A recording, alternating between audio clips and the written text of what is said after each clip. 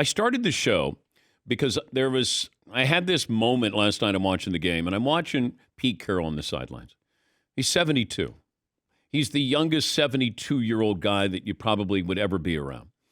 And I wondered, you got Belichick, who might be on the hot seat, and looks like maybe the game is passing him by in what he did before, and you can't do it now.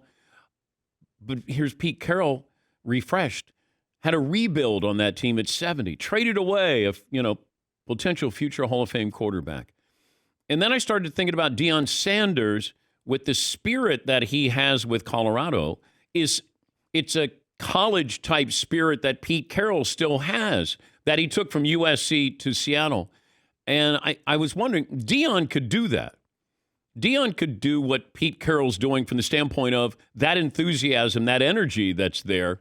And I don't know why I just had that connection between those two, the oldest coach in the NFL, and then Deion's impact in college football. And then Bill Belichick is sort of, dangling in limbo here in New England.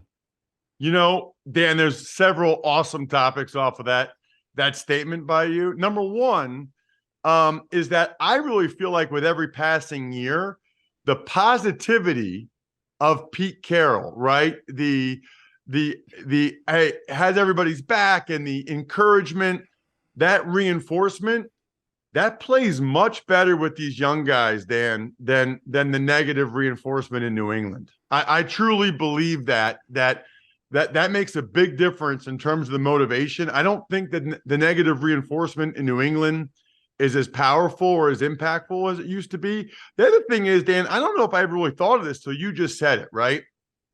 If they don't throw that pass against New England in 2014 and they hand the ball out to Marshawn Lynch and they win that game, okay? And Pete Carroll has multiple national championships and multiple Super Bowls. Has anybody else ever done that? And as we keep talking about him and the success he's having again now, where does Pete Carroll then stack up? Because Saban has been unbelievable in college. Yeah. Didn't really do it in the NFL. Now, Belichick's never really been in college, but also Belichick's never really done it with anybody other than Tom Brady. I just think that Pete Carroll, especially if he had won that second Super Bowl, not that you have to, but if he had two Super Bowls with, I don't know, what did he get in college, 2 or 3? That would put him in a really unique category, and he'd have a heck of an argument when you start talking about the best coaches ever. If you had, we looked at football the way basketball looks at basketball. It's the Basketball Hall of Fame. It's the football. If they did the Football Hall of Fame as opposed to the Pro Football Hall of Fame, then maybe you'd be looking at Pete Carroll differently. That, now his status or his place in history changes because what he did in college and what he did and has done in the NFL. You get 2 national titles.